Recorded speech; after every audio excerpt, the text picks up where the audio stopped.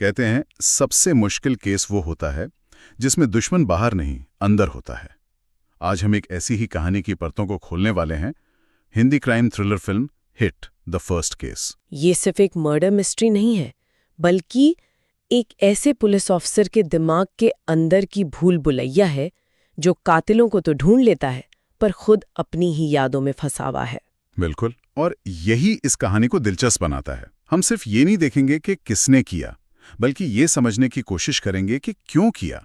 आज हम इस फिल्म के किरदारों के मनोविज्ञान में उतरेंगे और ये कुरेदेंगे कि कैसे अपराध, गहरा सदमा और जुनून मिलकर एक ऐसी कहानी बुनते हैं जो दिखाती है कि सबसे खतरनाक क्राइम सीन अक्सर इंसान का अपना दिमाग होता है। तो चलिए शुरू करते हैं इस कहानी के दिल से। विक्रम जयसिंह। विक्रम हिट यानी होमिसाइड इंटरवेंशन टीम का वो ऑफिसर जिसे सब वन मैन आर्मी कहते हैं। उसका दिमाग किसी बाज की तरह है, छोटी से छोटी डिटेल पकड़ लेता है।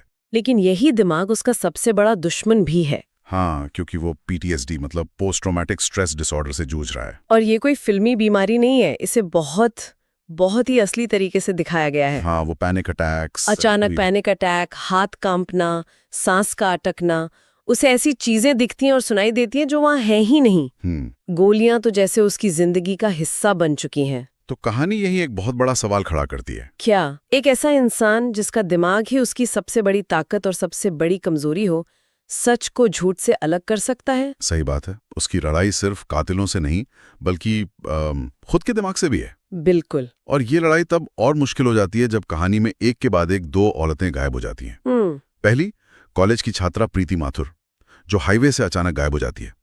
उसकी कार मिलती है लेकिन उसका कोई सुराग नहीं। और केस महीनों तक ठंडा पड़ा रहता है। हाँ। एक पुलिस वाला इब्राहिम कहता है कि उसने प्रीति को एक नीली कार में बैठते देखा था, लेकिन CCTV में कोई नीली कार नहीं मिलती और उसे सस्पेंड कर दिया जाता है और केस एक तरह से बंदी हो जाता है। ये सिस्टम की नाकामी दिखाता है कि जब सबूत नहीं तो जांच नहीं। एग्जैक्टली। बिल्कुल। और जब विक्रम, जो इस सदमे की वजह से छुट्टी पर है, ये केस देखता है तो उसे कुछ खटकता है। लेकिन मामला तब पूरी तरह से बदल जाता है जब उसकी अपनी गर्लफ्रेंड, फोरेंसिक एक्सपर्ट नेहा ठीक उसी तरह गायब हो जाती है। अब ये सिर्फ एक केस फाइल नहीं रहती। नहीं, अब ये विक्रम की निजी लड़ाई बन जाती है। और देखिए, यहीं से विक्रम का किरदार खुलना शुरू होता है। एक तरफ उसका PTSD उसे हमेशा सबसे बुरे के लिए तैयार रखता है। हाँ, वो हमेशा अनहोनी की आशंका में जीता है। और जब वो अनहोनी हो जाती है तो डर के साथ साथ उसे एक्शन लेने का एक मकसद भी मिल जाता है। वो दोनों गुमशुदगी में एक पैटर्न देखता है, एक ही तरीका, एक ही स्टाइल, और यही उसे अपनी छुट्टी तोड़कर डिपार्टमेंट के खिलाफ जाकर केस अपने हाथ में लेने पर मजबूर कर देता है। और इस लड़ाई में उसका साथ देने आता है उसका दोस्त और सहकर्मी रोहित। वापस आते ही विक्रम पुराने तरीकों को छोड़ देता है। वो सिर्फ सबूतों के पीछे नहीं भागता, वो प्रीति की कहानी के पीछे जाता है। बिल्कुल। और उसे एक छोटी सी जानकारी मिलती है जो सबको मामूली लगती है, कि प्रीति को एक अनाथालय से गोद लिया गया था। हाँ, ये एक बेहतरीन जांचकर्ता की निशानी है। वो जानता है कि अपराध की जड़ें अक्सर इंसान के अतीत में होती हैं। सही। विक्रम के लिए प्रीति का बचपन एक बंद ताले की तरह था, जिसकी चाबी शायद उसके गायब होने का राज खोल सकती थी। वो उस डिटेल को पकड़ लेता है जिसे बाकी सब नजरअंदाज कर चुके थे। लेकिन कहानी इतनी सीधी होती तो थ्रिलर क्यों कहलाती? जाहिर है। जांच के बीच में ही शीला नाम की एक औरत आकर प्रीति के कत्ल का इल्जाम अपने सर ले लेती है। सॉल्व हो गया। और यहीं पर विक्रम और सिस्टम के बीच का टकराव देखने को मिलता है। लेकिन एक मिनट, DNA रिपोर्ट तक मैच हो रही है। एक ऑफिसर के तौर पर आप सिर्फ अपनी फीलिंग पर भरोसा करके पूरी टीम के खिलाफ कैसे जा सकते हैं? क्या ये गैर जिम्मेदाराना नहीं है? देखिए, सतह पर देखें तो बिल्कुल गैर जिम्मेदाराना लगता है। लेकिन यही फिल्म एक पुलिस वाले और एक जासूस के बीच का फर्क दिखाती है। अच्छा। पुलिस वाला सबूतों के पीछे चलता है, जासूस कहानी के पीछे।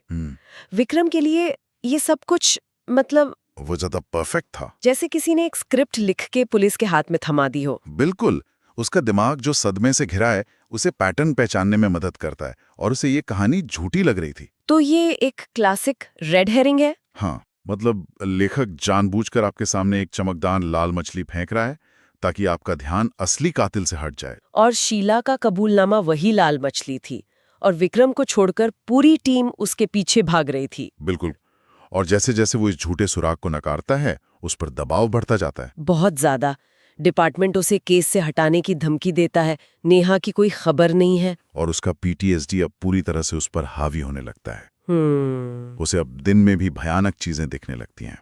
उसे अपनी मृत बहन दिखाई देती है, जिसके कत्ल का सदमा ही उसके PTSD की असली वजह है। हाँ, वो उसे बचा नहीं पाया था और यही अपराध बोध उसे हर पल खाता रहता है। वो केस सुलझाने और खुद को टूटने से बचाने के बीच झूल रहा है। फिल्म यहाँ पर बाहरी और भीतरी संघर्ष को बहुत खूबसूरती से जोड़ती है। कैसे? देखिए, विक्रम के लिए प्रीति और नेहा को ढूंढना सिर्फ एक केस नहीं है, ये अपने अतीत की गलती को सुधारने का एक मौका है। अच्छा। वो असल में अपनी बहन को बचाने की कोशिश कर रहा है, लेकिन जैसे जैसे वो सच के करीब पहुंचता है, उसका दिमाग उसे सच और वहम के बीच फंसा देता है। और फिर जब वो टूटने के कगार पर होता है, तब केस में सबसे बड़ा ब्रेक थ्रू आता है। एक चश्मदीद लता बताती है कि नीली कार गायब नहीं हुई थी, तो उसे एक बड़े ट्रक के अंदर छिपा कर ले जाया गया था। यही वजह थी कि वो CCTV में कभी नजर ही नहीं आई। एक झटके में पूरा केस पलट जाता है। इसके बाद घटनाएं बहुत तेजी से होती हैं। पुलिस ट्रक के जरिए फहाद नाम के मैकेनिक तक पहुंचती है। भागने की कोशिश में फहाद ऑफिसर इब्राहिम को गोली मार देता है। अरे, वही ऑफिसर जिसे सस्पेंड किया गया था? हाँ, जो आखिर तक सच साबित हुआ। फहाद पकड़ा जाता है और एक सुनसान बंगले का पता बताता है। उस बंगले का सीन तो दिल दहला देने वाला है। एक तरफ उन्हें प्रीति की लाश मिलती है और दूसरी तरफ नेहा बेहोश लेकिन जिंदा मिल जाती है। विक्रम के लिए ये एक ही पल में जीत और हार दोनों है। उसे राहत मिलती है कि नेहा जिंदा है, लेकिन वो टूट जाता है कि वो प्रीति को नहीं बचा सका। उसे लगता है एक बार फिर वो नाकाम हो गया। और जब सबको लगता है कि फहाद ही कातिल और कहानी खत्म हो गई है, तभी आता है वो मोड़ जो किसी ने नहीं सोचा था। विक्रम का सबसे भरोसेमंद दोस्त और साथी रोहित, वो उस पर पीछे से हमला कर देता है। जिसे वो अपना साया समझ रहा था, वही दुश्मन निकला। विश्वासघात का ये तत्व कहानी को एक अलग ही स्तर पर ले जाता है। हाँ, क्योंकि अब तक दुश्मन बाहर था, अनजान था, लेकिन अब दुश्मन वो है जो हर कदम पर साथ था, जिसने हर राज सुना, हर कमजोरी देखी। ये दर्शकों को ठीक वैसे ही चौंकाता है जैसे विक्रम को। और ये बताता है कि सबसे गहरा घाव हमेशा अपने ही देते हैं। जब रोहित पकड़ा जाता है तो असली मास्टरमाइंड का चेहरा सामने आता है, रोहित की पत्नी स्वप्ना। और फिर खुलती है सालों पुराने दर्द, नफरत और जुनून की एक ऐसी कहानी जो रोंगटे खड़े कर देती है। स्वप्ना का मनोविज्ञान, परसीव्ड इनजस्टिस, या कह सकते हैं न्याय के बिगड़े हुए बोध का एक क्लासिक केस है। मतलब उसके लिए प्रीति सिर्फ एक इंसान नहीं, बल्कि उस किस्मत और सिस्टम का प्रतीक है जिसने उसकी दुनिया छीन ली थी। कहानी यह है कि स्वप्ना, प्रीति और स्वप्ना की एक बीमार बहन तीनों एक ही अनाथालय में बड़े हुए थे।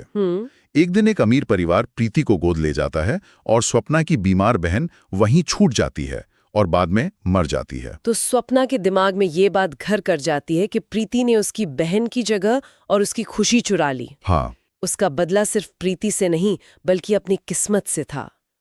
सालों बाद जब वो प्रीति से मिलती है और प्रीति उसे पहचानने से इनकार कर देती है, तो उसका सालों का दबा हुआ दर्द एक ज्वालामुखी की तरफ फट पड़ता है। बिल्कुल, और ये बात विलेन को सिर्फ बुरा नहीं बनाती, बल्कि उसे एक ट्रैजिक चरित्र बनाती है, जिसके दर्द ने उसे एक राक्षस में बदल दिया। और रोहित, वो इस सब में कैसे शामिल हुआ? वो अपनी पत्नी से बहुत प्यार करता था।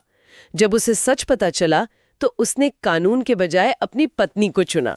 उसने सबूत मिटाने में स्वप्ना की मदद की, शीला को झूठा बयान देने के लिए तैयार किया। और जब फोरेंसिक एक्सपर्ट नेहा सच के बहुत करीब पहुंच गई, तो उसे भी अगवा कर लिया ताकि वो दोनों भाग सकें। रोहित का किरदार हमें वफादारी और नैतिकता पर सवाल उठाने के लिए मजबूर करता है। बिल्कुल। क्या प्यार किसी को इतना अंधा कर सकता है कि वो सही और गलत का फर्क भूल जाए? वो एक बुरा इंसान नहीं था, लेकिन उसने बुरे काम किए, और अक्सर सबसे खतरनाक लोग वही होते हैं जो गलत काम अच्छे इरादों से करते हैं। अंत में स्वप्ना और रोहित गिरफ्तार हो जाते हैं, केस सुलझा जाता है, विक्रम नेहा को बचा लेता है। एक तरह से वो उस गलती को सुधार लेता है जो वो अपनी बहन के वक्त नहीं कर पाया था। बिल्कुल। ये केस सुलझाना उसके लिए सिर्फ एक पेशेवर जीत नहीं है, ये उसके व्यक्तिगत जख्मों पर एक मरहम की तरह है। ये उसे पूरी तरह से ठीक नहीं करता, नहीं, लेकिन उसे एक तरह की शांति देता है कि वो किसी को बचाने में कामयाब रहा। लेकिन फिल्म हमें एक आखिरी झटका देती है। जब सब कुछ शांत लगता है, तब विक्रम पर एक अनजान शूटर जानलेवा हमला करता है और भाग जाता है। कहानी खत्म नहीं हुई है। नहीं। ये अंत बहुत महत्वपूर्ण है। ये सिर्फ एक सीक्वल की तरफ इशारा नहीं है। ये इस विचार को पुख्ता करता है कि विक्रम जैसे इंसान के लिए लड़ाई कभी खत्म नहीं होती। शायद उसका अतीत या कोई नया दुश्मन हमेशा उसका पीछा करता रहेगा। न्याय की लड़ाई एक अंतहीन चक्र है। तो कुल मिलाकर हिट द फर्स्ट केस सिर्फ कातिलों को पकड़ने की कहानी नहीं है। ये दिखाती है कि कैसे सदमा, अपराध बोध और जुनून किसी भी इंसान को बदल सकता है, चाहे वो वर्दी के इस पार हो या उस पार। और इसका सबसे बड़ा सबक यही है कि इंसान का दिमाग ही सबसे जटिल और खतरनाक क्राइम सीन होता है, जहां यादें सुराग होती हैं, डर हथियार होता है और सच अक्सर एक वहम लगता है। जाते जाते हम अपने सुनने वालों के लिए एक सवाल छोड़ना चाहेंगे। और यही उसे केस सुलझाने में मदद करता है। सही बात है। लेकिन वही सदमा उसे लगभग खत्म भी कर देता है। तो सवाल यह है कि क्या किसी का दर्द वाकई उसका सबसे बड़ा हथियार बन सकता है? और अगर हाँ, तो उस हथियार को इस्तेमाल करने की असली कीमत क्या होती है?